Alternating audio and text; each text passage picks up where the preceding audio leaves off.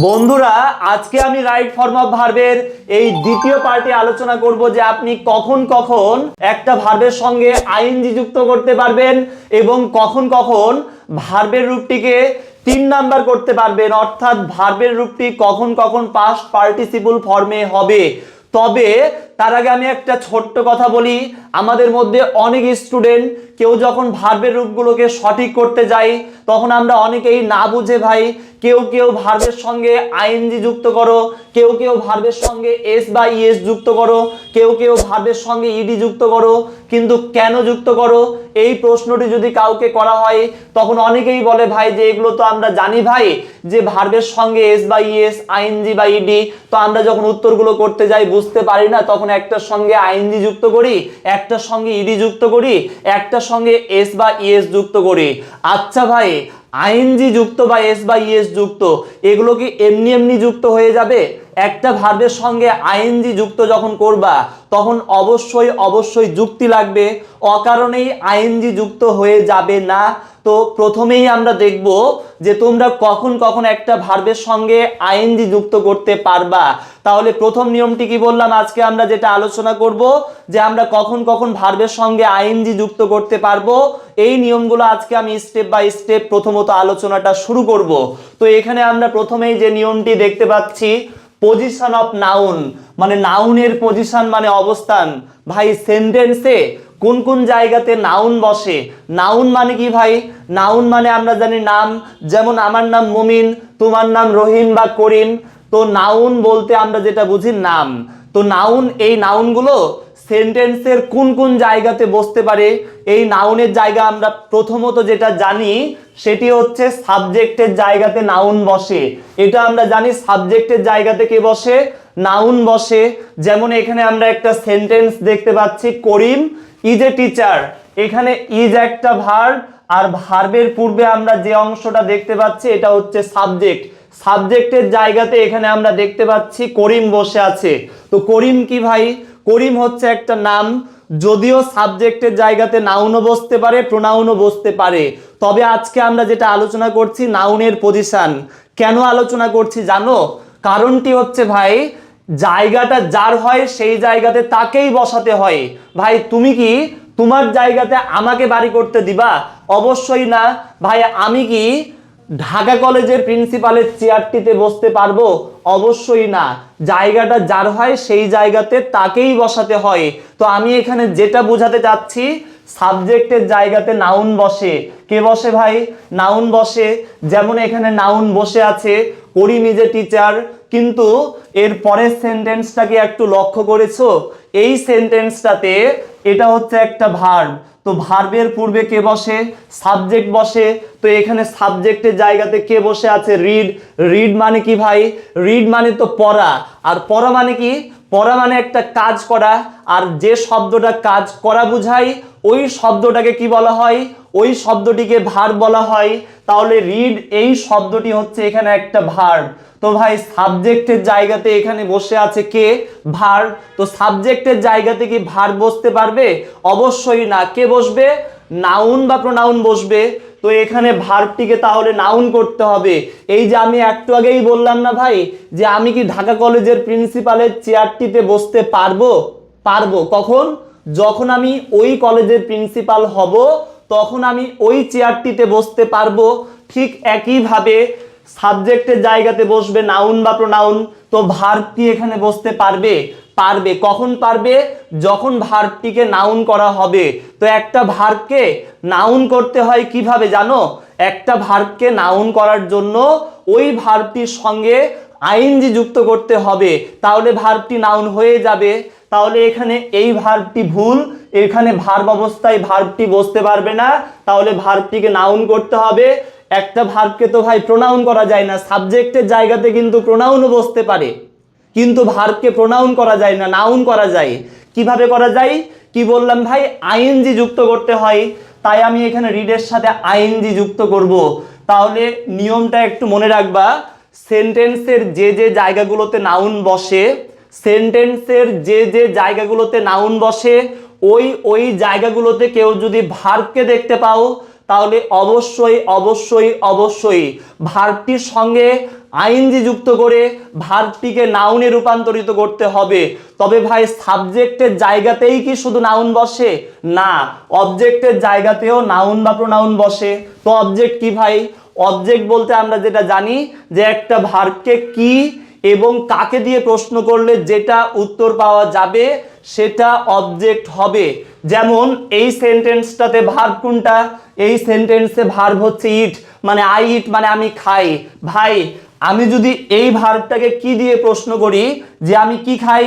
আমি ভাত খাই, আই ইট রাইস, তাহলে কি দিয়ে প্রশ্ন করে যদি উত্তর পাওয়া যায় তাহলে সেটিকে অবজেক্ট বলা যাবে। যেহেতু এখানে উত্তর পাওয়া যাচ্ছে সেহেতু রাইস এই শব্দটিকে অবজেক্ট বলতে হবে। তাহলে অবজেক্টের জায়গাতে এখানে বসে আছে কে? নাউন। এখানে রাইস শব্দটা কিন্তু নিজেই নাউন, এটাকে আবার নাউন করার জন্য কেউ রাইসের সঙ্গে আইএনজি যুক্ত করবা না, যে রাইসিং হবে না। এটা কখন আইএনজি যুক্ত করবা? যদি নাউনের জায়গাতে ভার্ব থাকে। যেমন পরের সেন্টেন্সটা একটু লক্ষ্য করো, এই সেন্টেন্সটাতে আমরা স্টপ, এটা হচ্ছে একটা ভার্ব, তো ভার্বের পরে আরেকটা ভার্ব দেখতে পাচ্ছি স্টপ রাইট। তো ভাই এই যে ভার্বের পরে এই শব্দটা দেখতে পাচ্ছি, এটা কার জায়গা বলো তো? এটাও একটা অবজেক্টের জায়গা। কেন অবজেক্টের জায়গা? অবজেক্ট কি বললাম? যে একটা ভার্বকে কি এবং কাকে দিয়ে প্রশ্ন করলে যেটা উত্তর পাওয়া যাবে সেটা অবজেক্ট হবে। যেমন আমি যদি এই ভার্বটাকে কি দিয়ে প্রশ্ন করি, যেমন এটাকে কি দিয়ে প্রশ্ন করলাম, আমি খাই, কি খাই? ভাত খাই। ঠিক একইভাবে ভাই আমি যদি এই ভার্বটাকেও প্রশ্ন করি, স্টপ মানে বন্ধ করো, কি বন্ধ করো? লেখা বন্ধ করো, তাহলে কি দিয়ে প্রশ্ন করলে যেটা উত্তর পাওয়া যায় সেটা অবজেক্ট হয়।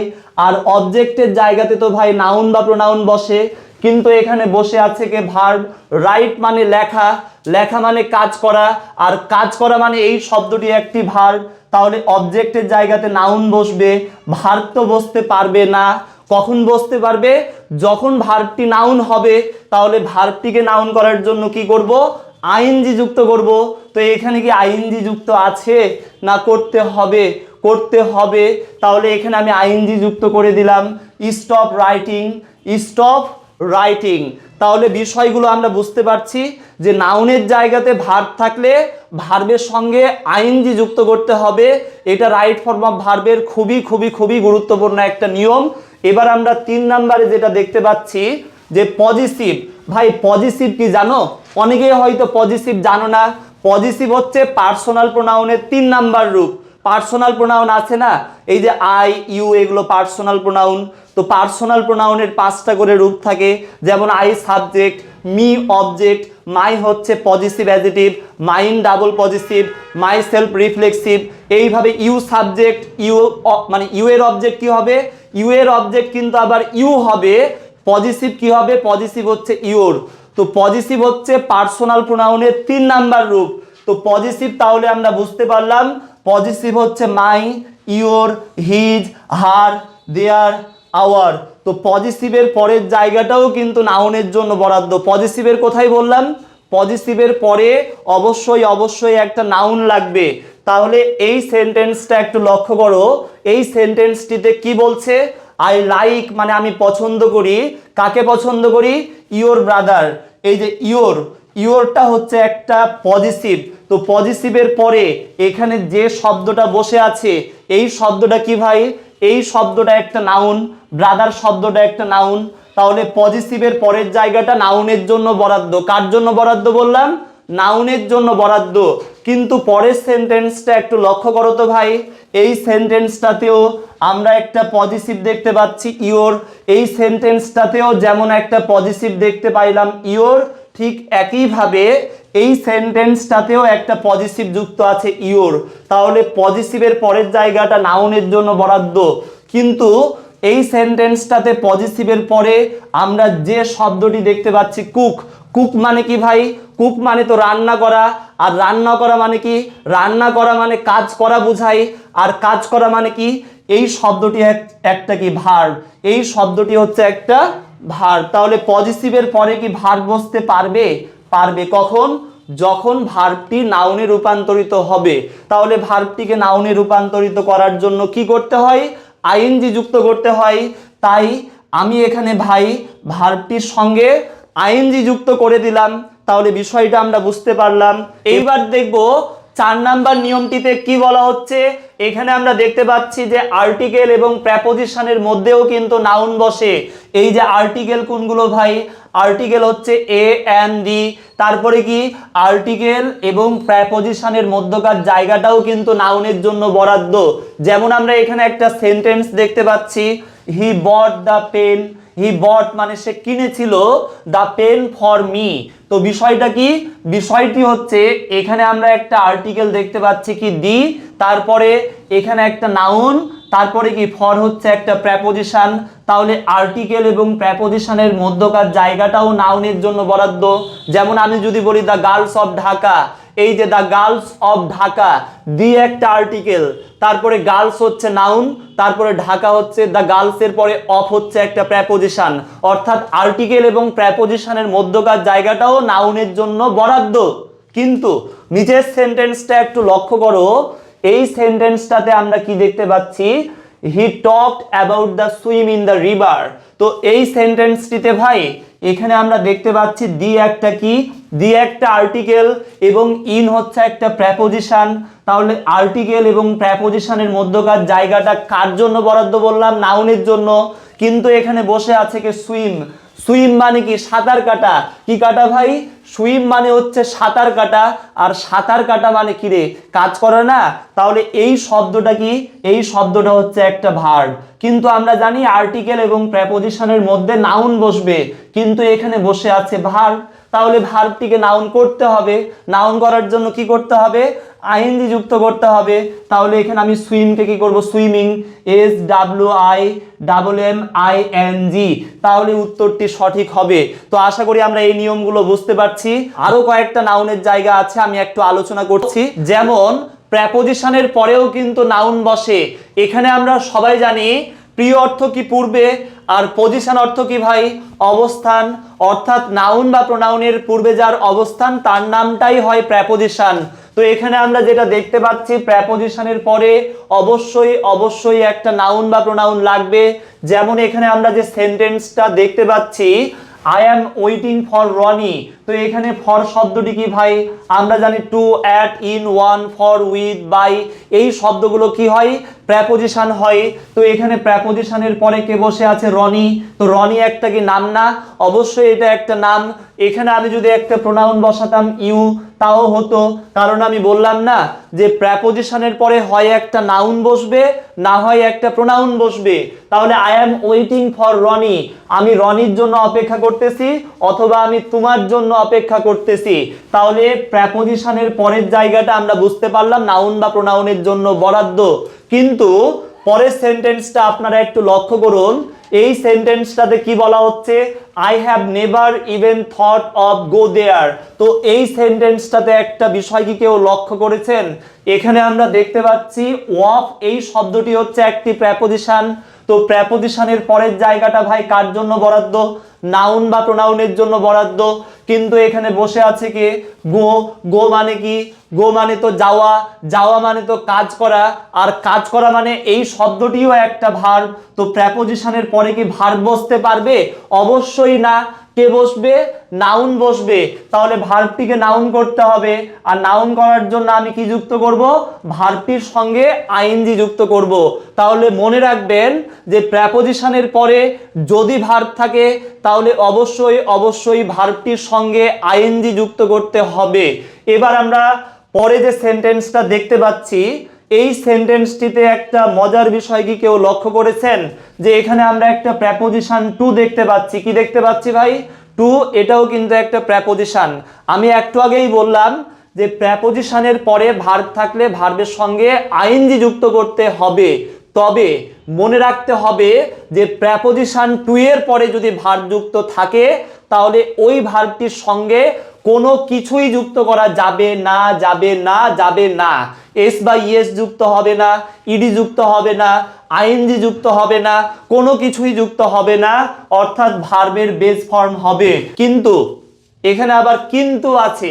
কিন্তুটা কি ভাই জানো, এই যে আমি বললাম টু এর পরে ভার্ব থাকলে ভার্বের সঙ্গে কোনো কিছুই যুক্ত করা যাবে না।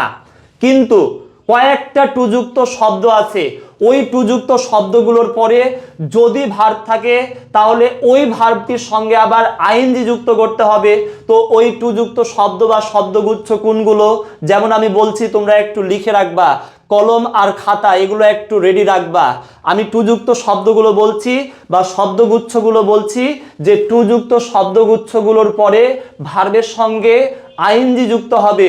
যেমন উইথ এ ভিউ টু, এগুলো আমি অর্থ সহকারে পাশে অর্থটা লিখে দিচ্ছি, তোমরা একটু লিখে রাখবা।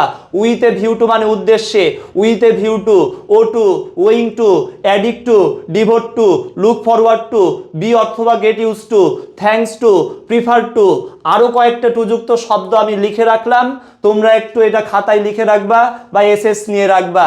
তো আমি কি বললাম, যে এই টু যুক্ত শব্দগুলোর পরে যদি ভার্ব থাকে তাহলে অবশ্যই ভার্বের সঙ্গে আইএনজি যুক্ত করতে হবে, নিয়মটা মাথায় থাকবে। তাহলে এইখানে আমরা নিচে যে সেন্টেন্সটা দেখতে পাচ্ছি, যে আই ওয়েন্ট টু মার্কেট, আমি মার্কেটে গিয়েছিলাম, with a view to buy a pen. তো বিষয়টি হচ্ছে ভাই, এখানে আমি কি দেখতে পাচ্ছি, উইথ এ ভিউ টু। তো আমি একটু আগে একটা নিয়ম বললাম না, যে with a view to, owe to, owing to, addict to, devote to, look forward to, be অথবা get use to, thanks to, prefer to, এই টু যুক্ত শব্দগুলোর পরে যদি ভার্ব থাকে তাহলে ভার্বটির সঙ্গে আইএনজি যুক্ত করতে হবে। তবে এখানে উইথ এ ভিউ টু এর পরে আমরা যে ভার্বটি দেখতে পাচ্ছি, এই ভার্বটির সঙ্গে কি আইএনজি যুক্ত আছে? অবশ্যই নাই, তাহলে করতে হবে। তো আমি এখানে আইএনজি যুক্ত করে দিলাম, তাহলে ভার্বটি সঠিক হয়ে যাবে। ঠিক একইভাবে নিচের সেন্টেন্সটি একটু লক্ষ্য করুন, যে এখানে আমরা যে সেন্টেন্সটি দেখতে পাচ্ছি, I look forward to meet you soon. তো এখানে বিষয়টা হচ্ছে ভাই, লুক ফরওয়ার্ড টু মানে কি অপেক্ষা করা। এখানে অর্থটাও কিন্তু বুঝতে হবে, অর্থ বুঝতে ব্যর্থ হলে তুমি কমপ্লিটিং সেন্টেন্স পারবা না। কারণ এই নিয়মগুলো থেকে কমপ্লিটিং সেন্টেন্সেও প্রশ্ন এসে থাকে, cloze test, with clue, without ক্লুতেও প্রশ্ন এসে থাকে। ওই জায়গাগুলোতে তুমি যদি অর্থ বুঝতে ব্যর্থ হও তাহলে তোমার দ্বারা উত্তর করা সম্ভব হবে না। তাহলে অর্থগুলো অবশ্যই ভালোভাবে মুখস্থ রাখতে হবে। লুক ফরওয়ার্ড টু মানে অপেক্ষা করা, তাহলে I look forward to meet you soon. তো এখানে নিয়মটা কি ভাই, লুক ফরওয়ার্ড টু এর পরেও ভার্ব থাকলে আইএনজি যুক্ত হয়, কিন্তু এখানে কি মিট শব্দটির সঙ্গে আইএনজি যুক্ত করা আছে ভাই? অবশ্যই নাই। তাহলে এখানেও মিট শব্দটির সঙ্গে আইএনজি যুক্ত করতে হবে। তাহলে নিয়মগুলো একটু মাথায় রাখবা, যে টু এর পরে ভার্বের বেস ফর্ম, কিন্তু কয়েকটা টু যুক্ত শব্দ আছে, যে টু যুক্ত শব্দগুলোর পরে ভার্বের সঙ্গে আইএনজি যুক্ত করতে হবে, এবং এই নিয়মগুলোকে সবসময় মাথার মধ্যে রাখতে হবে। তো আমরা পরের সেন্টেন্সে একটা সেন্টেন্স দেখতে পাচ্ছি, যেখানে লেখা আছে আই অ্যাম ইউজ টু। এই যে আমি ওই শব্দগুলোর মধ্যে ইউজ টু বলেছিলাম, তো এখানে ভাই আমরা দেখতে পাচ্ছি ইউজ টু, তার পূর্বে একটা অ্যাম যুক্ত আছে। অ্যামটা কোন ভার্ব? আমরা জানি অ্যামিজার, ওয়াজ, ওয়্যার এগুলো হচ্ছে be verb. Am is are, was, were এগুলো কোন ভার্ব? এটা হচ্ছে একটা বি ভার্ব। তো ইউজ টু যুক্ত থাকলে আপনাকে সাবধান থাকতে হবে। ইউজ টু যুক্ত থাকলে আপনাকে সতর্ক বা সাবধান থাকতে হবে। কেন সাবধান থাকতে হবে? কারণটা হচ্ছে ইউজ টু যুক্ত থাকলে নিয়ম আবার কয়েকটা আছে, কয়েকটা নিয়ম। তো আমি নিয়মগুলো একটু বলছি, আপনারা একটু মনোযোগ দিয়ে শুনবেন। নিয়মটি হচ্ছে, ইউজ টু এর পূর্বে যদি বি ভার্ব অথবা গেট যদি যুক্ত থাকে তাহলে এই ভার্বটির সঙ্গে আইএনজি যুক্ত হবে। যেমন এখানে ইউজ টু এর পূর্বে এম যুক্ত আছে, যেহেতু এখানে ইউজ টু এর পূর্বে এম যুক্ত আছে, সেহেতু এখানে প্লে শব্দটির সঙ্গে আইএনজি যুক্ত করতে হবে। তবে এখানে যদি বি অথবা গেট এই ভার্বগুলো যুক্ত না থাকে তাহলে প্লে শব্দটির সঙ্গে আইএনজি যুক্ত করা যাবে না, অর্থাৎ ভার্বটির সঙ্গে কোনো কিছুই যুক্ত হবে না। তো অর্থটাও আমি একটু বলে দিই, ইউজ টু এর পূর্বে যদি বি অথবা গেট যুক্ত থাকে, মানে আমি যদি এখানে এম যুক্ত করি তাহলে অর্থটা হবে I am use to playing football, মানে আমি ফুটবল খেলতে অভ্যস্ত। এখানে অর্থটা হবে অভ্যস্ত। তবে এম বা গেট যদি যুক্ত না থাকে তাহলে অর্থটা কেমন হবে? অর্থটা এইরকম হবে যে I use to play football, মানে আমি ফুটবল খেলতাম। আর একটা অর্থ কি বললাম, আগের অর্থটা বললাম যে আমি ফুটবল খেলতে অভ্যস্ত। তাহলে নিয়মটা একটু মনে রাখবেন। এখানে এটাও মাথায় রাখবেন যে আমি যে গেট বললাম, কিন্তু গেট না থেকে গটও থাকতে পারে, গেটের পাস্ট গট থাকতে পারে। এখানে গট থাকলেও ওই একই নিয়ম। আই গট ইউজ টু, তাহলে ইউজ টু এর পূর্বে বি অথবা গেট যুক্ত থাকলে ভার্বটির সঙ্গে আইএনজি যুক্ত করতে হবে, আর এটা যদি যুক্ত না থাকে তাহলে আইএনজি যুক্ত করা যাবে না। তবে এখানে আরেকটা বিষয় বলে রাখি, বিষয়টি হচ্ছে ইউজ শব্দটি যদি ব্যবহার করা অর্থে ব্যবহার করা হয় তাহলে এই নিয়মটি আবার প্রযোজ্য হবে না। যেমন আমি একটা সেন্টেন্স বলছি, এই যে কলমটি দ্য পেন, আমি এখানে একটা সেন্টেন্স বলছি the pen is use to write, মানে এই কলমটাকে লেখার উদ্দেশ্যে ব্যবহার করা হয়। তো বিষয়টা হচ্ছে ভাই কলম কি কলমটিকে ব্যবহার করতে পারবে? অবশ্যই না। তাহলে কলমটি সাবজেক্ট প্যাসিভ, প্যাসিভ সাবজেক্ট হওয়ার কারণে ভার্বটিও প্যাসিভ হচ্ছে। দ্য পেন ইজ ইউজড, এখানে ইজ ইউজড মানে কিন্তু অভ্যস্ত নয়, এখানে ইজ ইউজড মানে কি ভাই, এই কলমটি ব্যবহার করা হয় কি উদ্দেশ্যে? টু রাইট, লেখার উদ্দেশ্যে।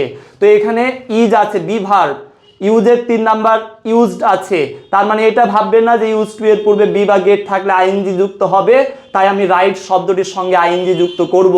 এই নিয়মটি এখানে প্রযোজ্য হবে না। এখানে নিয়ম যেটা ওইটা অনুযায়ী কাজ করতে হবে। এখানে ইউজ মানে কি বললাম? ব্যবহার করা। তো বিষয়টি বোঝা গেল কি? ইউজ টু এর এই নিয়মটা তাহলে আমরা আশা করি বুঝতে পেরেছি। এবার আমরা লাস্টে একটা সেন্টেন্স দেখতে পাচ্ছি, I prefer read to write. তো বিষয়টা হচ্ছে ভাই, আমি একটু আগে প্রিফার টু, এই যে শব্দগুচ্ছগুলো বললাম না একটু আগে, ওই শব্দগুচ্ছের মধ্যে প্রিফার টু ছিল।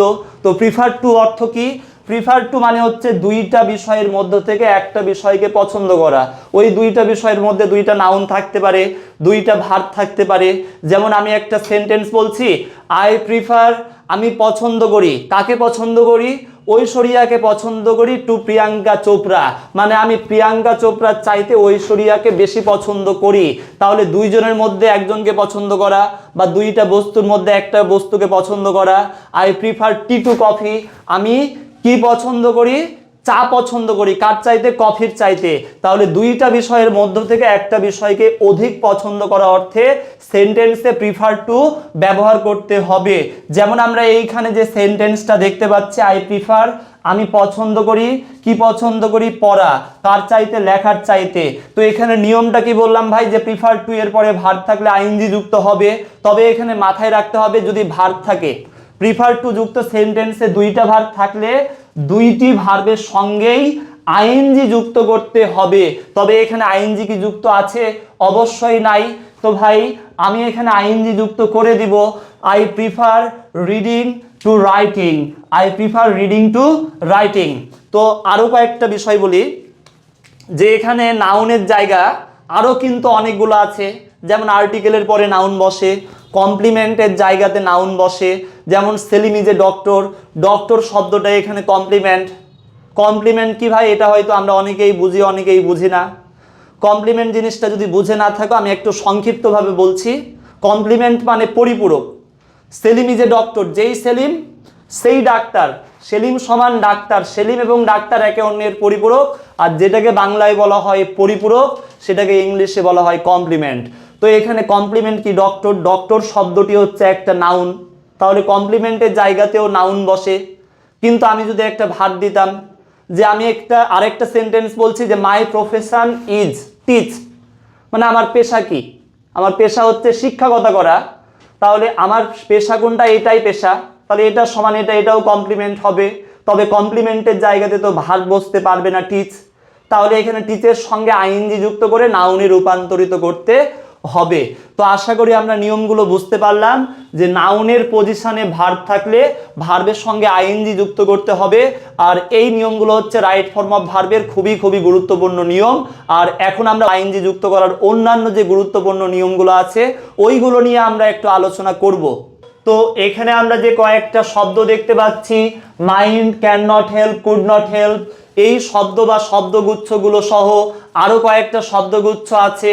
তো আমি এগুলো একটু লিস্ট আকারে দিয়ে রাখলাম, তোমরা একটু প্রয়োজনে এসএস নিয়ে রাখবা বা লিখে রাখবা।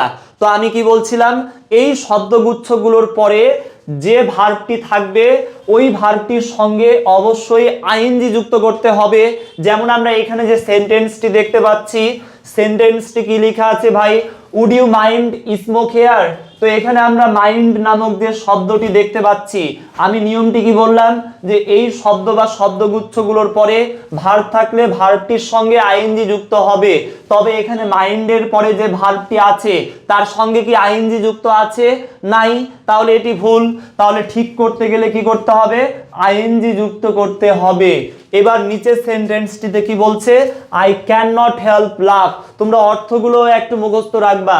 আই ক্যান নট হেল্প লাভ, তাহলে এখানে ক্যান নট হেল্পের পরেও, ক্যান নট হেল্প বা কুড নট হেল্পের পরেও যে ভার্বটি থাকবে তার সঙ্গে আইএনজি যুক্ত হবে, তাই এখানেও আমি ভার্বটির সঙ্গে আইএনজি যুক্ত করে দিলাম। তাহলে নিয়মগুলো একটু মুখস্থ রাখবা। এই শব্দগুচ্ছগুলোর মধ্যে এই কয়েকটা শব্দ একটু বেশি গুরুত্বপূর্ণ, তাই আমি এটা একটু লিখে রেখেছি। তোমরা প্রয়োজনে প্রত্যেকটা শব্দ লিখে রাখবা, তাহলে অ্যাডমিশন পর্যন্ত তোমাদের আর অন্য কোনো নিয়ম পড়ার প্রয়োজন নাই। তো এবার আমরা পরের নিয়মটা দেখব ভাই। এখানে আমরা হইল নামক যে শব্দটি দেখতে পাচ্ছি, হইল শব্দটির পরে যদি ভার্ব থাকে তাহলে অবশ্যই ভার্বটির সঙ্গে আইএনজি যুক্ত হবে। তাহলে শব্দটিকে মাথায় রাখতে হবে। শব্দটি কি বললাম? হইল। যেমন এখানে আমরা যে সেন্টেন্সটি দেখতে পাচ্ছি, আই স এ স্নেক, মানে আমি একটা সাপ দেখেছিলাম। হইল ওয়াক ইন দ্য ফিল্ড, তাহলে হইলের ঠিক পরে আমরা একটা ভার্ব দেখতে পাচ্ছি ওয়াক। তাহলে এখানে ওয়াক শব্দটির পরে নিয়ম অনুযায়ী কি যুক্ত হবে? আইএনজি যুক্ত হবে। তবে এখানে আইএনজি যুক্ত নাই, তাই আমি এখানে একটা আইএনজি যুক্ত করে দিলাম। তবে আরেকটা নিয়ম আমি বলে রাখি যে ভাই হইলের ঠিক পরে আমি এখানে যে নিয়মটা বললাম যে হইলের ঠিক পরে ভার্ব থাকলে আইএনজি যুক্ত হবে।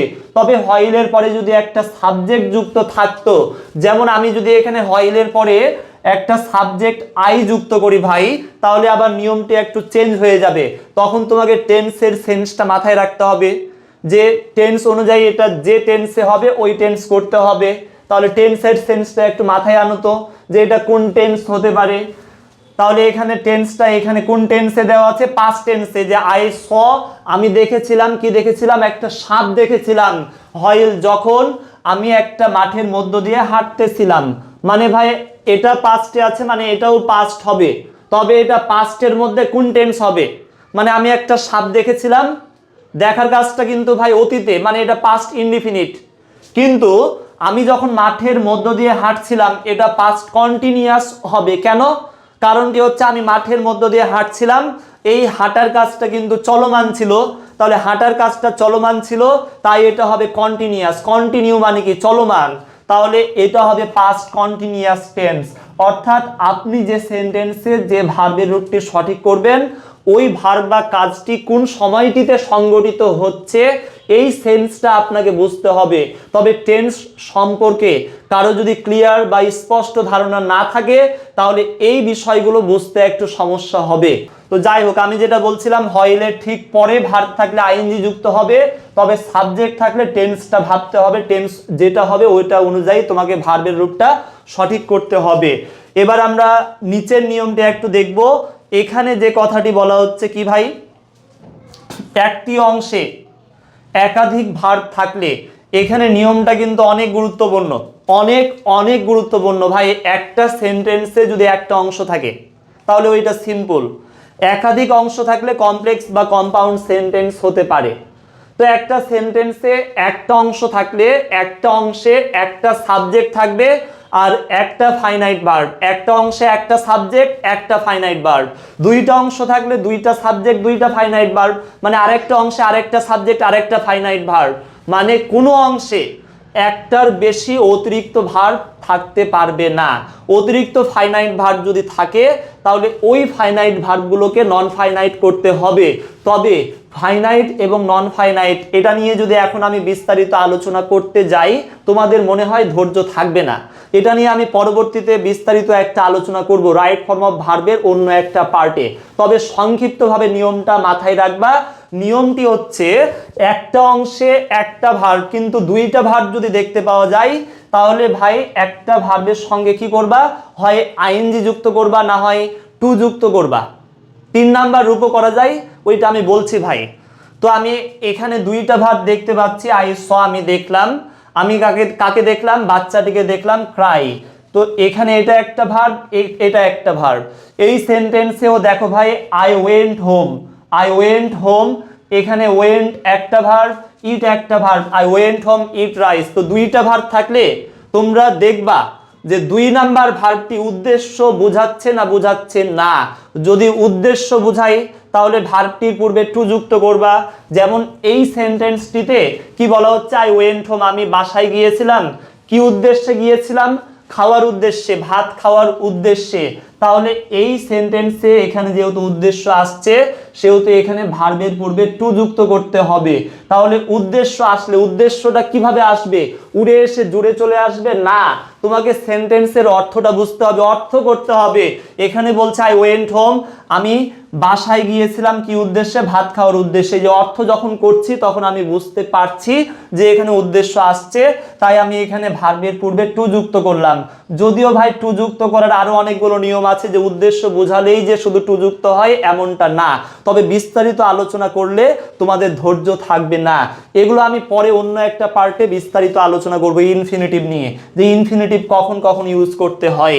তো যাই হোক ভাই, তো উদ্দেশ্য বোঝালে আমরা ভার্বের পূর্বে টু যুক্ত করব, আর উদ্দেশ্য যদি না বুঝাই তাহলে ভার্বের সঙ্গে আইএনজি যুক্ত করব।